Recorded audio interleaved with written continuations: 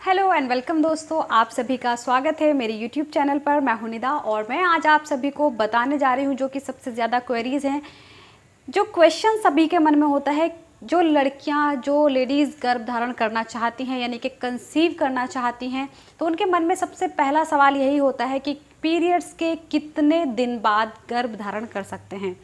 तो आज मैं आपको इसमें पूरी सारी चीज़ें, सारी जानकारी आपको देने वाली हूँ।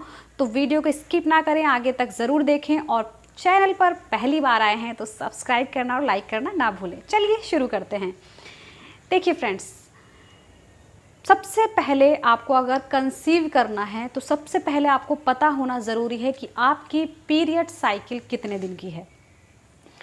पीरियड साइकिल आपको समझ में आ गया होगा। पीरियड साइकिल मतलब आपको 28 डेज़ में पीरियड्स होते हैं, 30 डेज़ में होते हैं, 31 डेज़ में होते हैं, या फिर आपकी पीरियड साइकिल इरेगुलर है, यानी कि आपको पीरियड्स हमेशा कभी 2 महीने में आते हैं, कभी 3 महीने में आते हैं, कभी 45 डेज़ में आते हैं, तो इसे बोलते हैं इरेगुलर पीरियड साइकिल।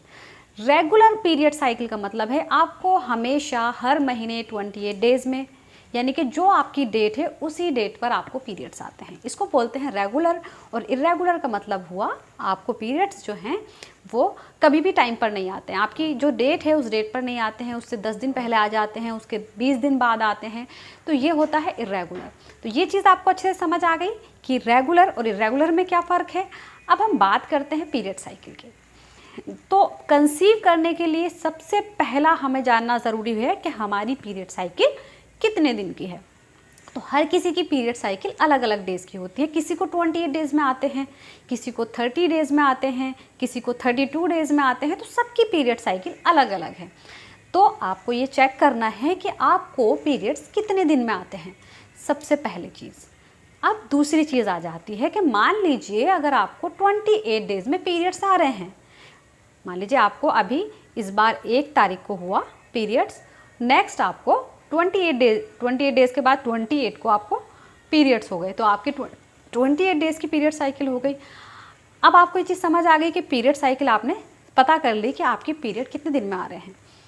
अब दूसरी चीज़ आपकी क्या है, जब आपको ये पता चल जाएगा कि आपकी पीरियड की साइकिल कितने दिन की है, यानी कि आपको पीरियड्स कितने दिन में आ जाते हैं, तो दूसरी चीज़ आपको पता करनी है आपका ओवुलेशन टाइम। देखिए ओवुलेशन होता क्या है, नॉर्मली हर किसी को पता है या नहीं पता है, मुझे नहीं पता है कि सबको पता है, तो लेकिन मैं आपको नॉर्मल बहुत आसान भाषा में बता रही हूँ। ओवुलेशन क्या होता है, देखिए हर लेडी को हर महीने ओवरी से एग रिलीज़ होता है, और ये एग जो होता है पीरियड्स के मतलब 14 दिन में, जिसकी जैसी पीरियड साइकिल है उस टाइम से वैसे रिलीज़ होता है। तो हर महीने जो एग रिलीज़ होता है उस एग रिलीज़ होने को ओवुलेशन बोला जाता है। इसको हम फर्टाइल डेज भी बोलते हैं, क्योंकि इन दिनों में लड़की माँ बनने के लिए पूरी तरीके से तैयार रहती है, यानी कि जो बॉडी है वो पूरी तरीके से तैयार होती है कंसीव करने के लिए। तो प्रकृति का नियम है कि हर महीने हर लेडी के अंदर ये चीज़ अपने आप होती रहती है। तो जैसे ही अब हम बात कर रहे हैं तो ओवुलेशन की, ओवुलेशन आपको समझ में आ गया होगा। हर महीने हर लेडी के ओवरी से एग रिलीज़ का होने का मतलब होता है ओवुलेशन, इसी को हम फर्टाइल डेज बोलते हैं। अब आपका ओवुलेशन कब हो रहा है, सेकंड पॉइंट जो मैं आपको बता रही हूँ ये बहुत इंपॉर्टेंट है, ये जानना आपके लिए, क्योंकि अगर आपको पीरियड साइकिल पता है तो आप अपना ओवुलेशन आसानी से काउंट कर सकती हैं। क्योंकि ओवुलेशन काउंट करने के लिए आपको सबसे ज़्यादा पता होना चाहिए पीरियड साइकिल। अगर आपको पीरियड साइकिल सही से पता है तो ओवुलेशन आसानी से आप पता कर सकती हैं। ओवुलेशन देखने के लिए वैसे तो मार्केट में आप किट अवेलेबल हो चुकी हैं कि जिसमें आप अपना ओवुलेशन का डेज पता कर सकती हैं कि आपका ओवुलेशन हो रहा है या नहीं हो रहा है, लेकिन कुछ सिम्टम्स होते हैं जिससे आप आसानी से पता कर सकती हैं कि आपका ओवुलेशन हो रहा है।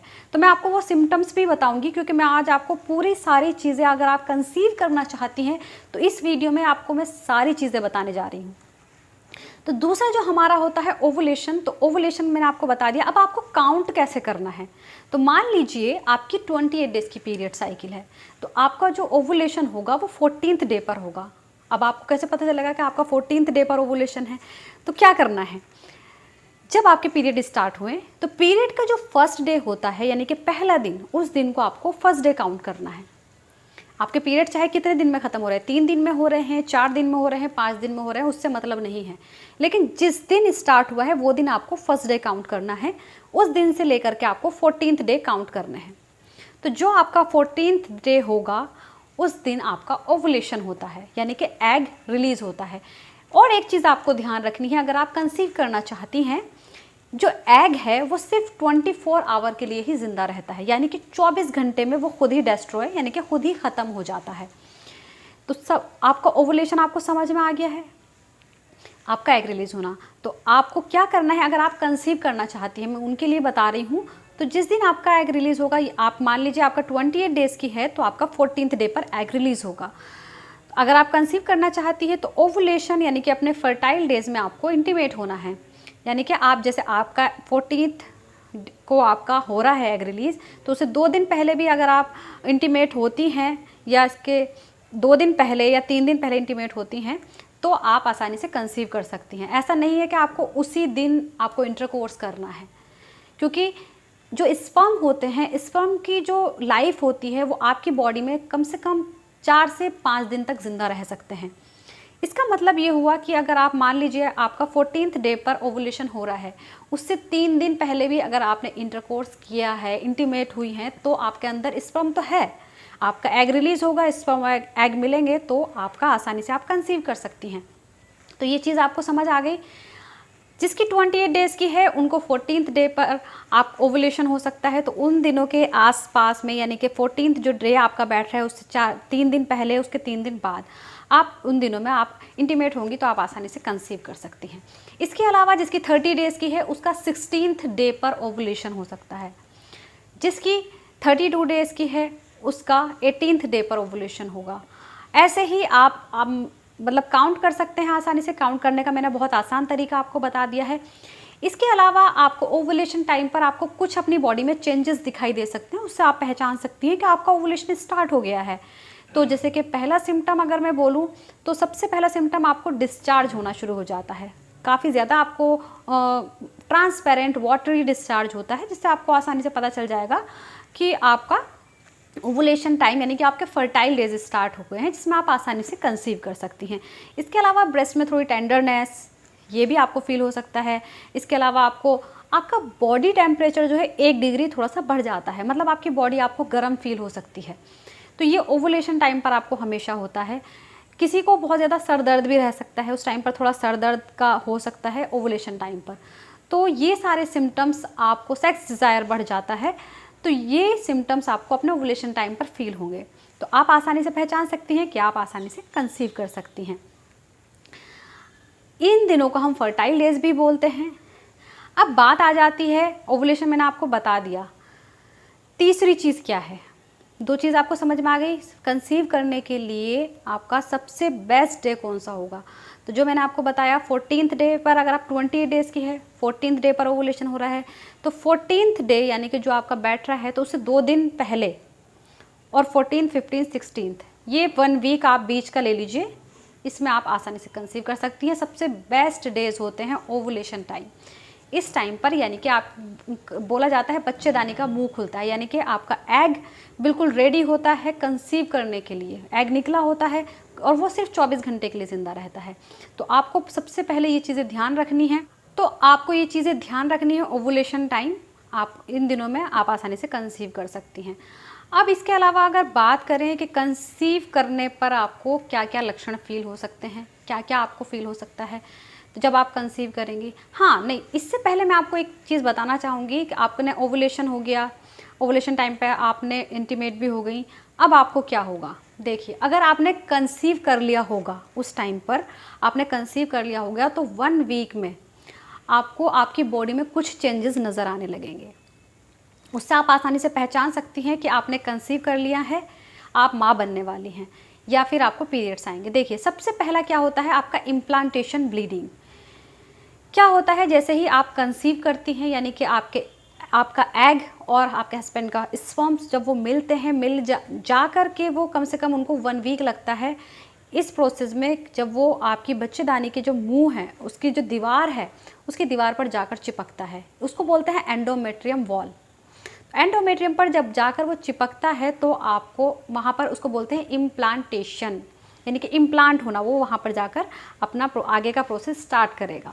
तो जब आपका इम्प्लांटेशन होता है यानी कि बेबी इम्प्लांट होता है, तब लेडीज़ को ज़्यादातर स्पॉटिंग की मतलब स्पॉटिंग आपको होती है।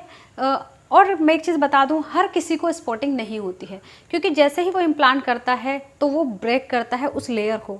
जैसे ही वो लेयर ब्रेक होती है तो आपको हल्का सा स्पॉटिंग होती है, यानी कि आपको हल्की सी ब्लीडिंग होती है, खून के धब्बे आते हैं, जिसको बहुत सारी लेडीज़ जिनको पता नहीं होता है वो उसको पीरियड समझ लेती हैं। तो वो पीरियड्स नहीं होता है, उसमें आपको पैड की ज़रूरत नहीं पड़ती है, वो कुछ देर के लिए खून के थोड़े से धब्बे आते हैं और अपना आप बंद हो जाता है। तो इसको बोलते हैं इम्प्लांटेशन ब्लीडिंग। तो सबसे पहले आपको, जैसे आपने कंसीव कर लिया, आपने जैसे मान लीजिए आपके ओवुलेशन टाइम पर आपने इंटीमेट किया, आपने कंसीव किया, तो उसके कम से कम 5-6 दिन में आपको ये लक्षण देखने के लिए मिल सकता है, स्पॉटिंग। दूसरी चीज़, अगर आपने कंसीव कर लिया है, ये आपके पीरियड डेट से पहले की मैं चीज़ें बता रही हूँ, आपने कंसीव कर लिया है तो स्पॉटिंग आपको पीरियड डेट से 3 दिन पहले, 4 दिन पहले आपको हल्का सा ब्लड का धब्बा आ सकता है। तो ये सबसे पहला लक्षण है। ये हर लड़की को, हर लेडी को नहीं होता है, किसी को होता है और किसी को नहीं होता है। दूसरी चीज़, स्पॉटिंग के अलावा आपको थोड़ी वीकनेस फील हो सकती है, नोज़िया आपको फील हो सकता है। नोज़िया मतलब जैसे वोमिटिंग जैसा फील होता है, लेकिन वोमिटिंग होती नहीं है। हेडेक हो सकता है, कॉन्स्टिपेशन हो सकता है, फ्रीक्वेंटली यूरिनेशन आपको हो सकता है, यानी कि आपको बार बार ऐसा लगेगा जैसे आपको पेशाब आ रहा है, सुसु आ रहा है। तो ये प्रेगनेंसी के सबसे शुरुआती लक्षण हैं जो कि आपको पीरियड मिस होने से पहले आपको दिखाई देंगे। क्योंकि जैसे ही बॉडी कंसीव करती है तो आपके अंदर कुछ जो हार्मोन है, एस्ट्रोजन, प्रोजेस्टेरोन, एचसीजी यानी कि ह्यूमन कोरियोनिक गोनाडोट्रोपिन, एचसीजी जो हार्मोन है, जब ये आपकी बॉडी में बनना शुरू होता है, बढ़ना शुरू होता है, तो आपकी बॉडी में काफ़ी सारे चेंजेस आपको देखने के लिए मिलते हैं, जिससे आप आसानी से पहचान सकती हैं कि आपने कंसीव कर लिया है। तो आप क्या होगा, आपकी पीरियड डेट मिस हो जाती है जैसे ही आप कंसीव करती हैं। तो आपको लगता है कि आपने कंसीव कर लिया है तो आप तुरंत टेस्ट लगा लेती हैं। तो आपको ये गलती बिल्कुल नहीं करनी है। टेस्ट जो आपको लगाना है या आपको टेस्ट करना है, तो कम से कम जो आपकी पीरियड डेट है उसके कम से कम 4 से 5 दिन बाद आपको टेस्ट लगाना है। 4 या 5 दिन में आपको टेस्ट लगाना है। ये इसलिए क्योंकि अगर आप पहले, जैसे आपके आज पीरियड मिस हुए और आपने दूसरे दिन टेस्ट लगा लिया, तो क्या होगा, आपका टेस्ट नेगेटिव आ सकता है। इसका कारण यह है कि टेस्ट नेगेटिव आने का कारण हो सकता है सबसे पहला एचसीजी का लेवल कम होना, क्योंकि जो आपका प्रेगनेंसी हार्मोन जो होता है एचसीजी, ये शुरुआती दिनों में बहुत कम होता है, जो कि यूरिन में नहीं आता है, और आप टेस्ट लगाती हो, टेस्ट नेगेटिव आ जाता है। तो आपको ये ध्यान रखना है कि जो टेस्ट है वो कम से कम 4 से 5 दिन बाद लगाना है, ताकि जो एचसीजी का लेवल है वो यूरिन में आ जाए। क्योंकि यूरिन से जो आप किट से डिटेक्ट करते हैं, किट सिर्फ एचसीजी के लेवल को डिटेक्ट करके आपको बताता है कि आप प्रेग्नेंट हो गई हैं। तो इसीलिए कम से कम पीरियड डेट के बाद 4 से 5 दिन का वेट करें, उसके बाद आप अपने घर में प्रेगनेंसी टेस्ट कर सकती हैं। घर में प्रेगनेंसी टेस्ट करने के लिए मैंने काफ़ी सारी वीडियो बनाई हुई हैं। आप किट से, किसी भी किट से अपने घर में, इसके लिए भी सबसे पहली बात है आपको मॉर्निंग यूरिन सैंपल से, मॉर्निंग जो सबसे first morning urine pass out करती हैं, उसमें आपको उसे टेस्ट लगाना है, ताकि आपका टेस्ट रिजल्ट बिल्कुल ठीक आपको पता चल जाए। तो फ्रेंड्स, उम्मीद करती हूँ आप सभी को वीडियो समझ आ गई होगी और पसंद आ गई होगी। इसके अलावा आप उसे कुछ भी पूछना चाहती हैं तो आप मुझसे कमेंट बॉक्स में पूछ सकती हैं। Thank you so much.